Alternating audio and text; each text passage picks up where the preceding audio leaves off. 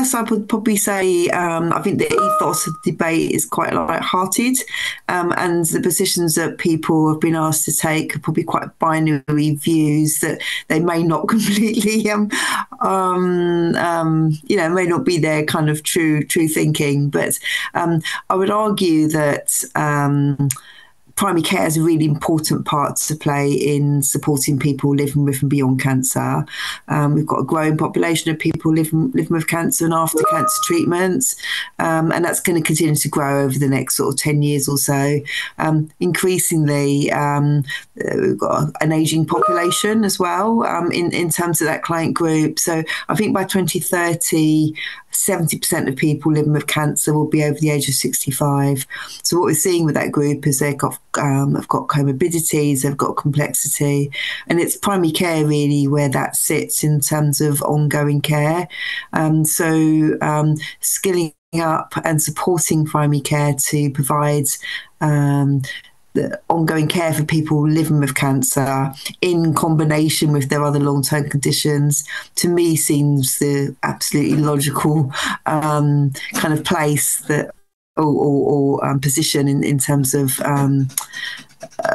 kind of where the future lies in terms of long-term follow-up and care for this patient population, with the opportunities to have a kind of more integrated approach to the care of that patient. So, for example, if someone's got diabetes and they've got asthma and they've got a cancer diagnosis that's been treated and they've kind of lived with and beyond it, having interventions where they're kind of all of their healthcare needs can be met make sense, as opposed to having sort of a disease-specific follow-up kind of approaches.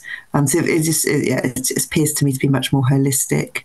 So I think it's the integration that is the opportunity with primary care, and I think it's working together with secondary care colleagues, specialist colleagues, and that kind of approach of working together as a team that makes for the better care for patients. So I certainly see the need for specialist cancer services. I mean, it's kind of should go without saying, but it's about how we may work together more efficiently in the future, and primary care probably has the kind of better view of sort of population health and needs versus people sitting within sort of secondary specialist settings. So in terms of kind of who leads or directs care, probably actually sit with primary care, but that kind of partnership and collaboration with the other sectors is the bit that would make it work.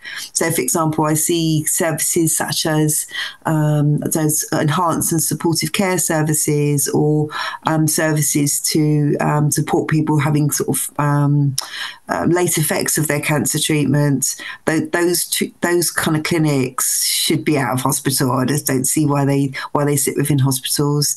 And certainly I think in the future that's going to be the direction of travel. And probably we'll have sort of multi-professional teams with a variety of backgrounds, providing some of that care.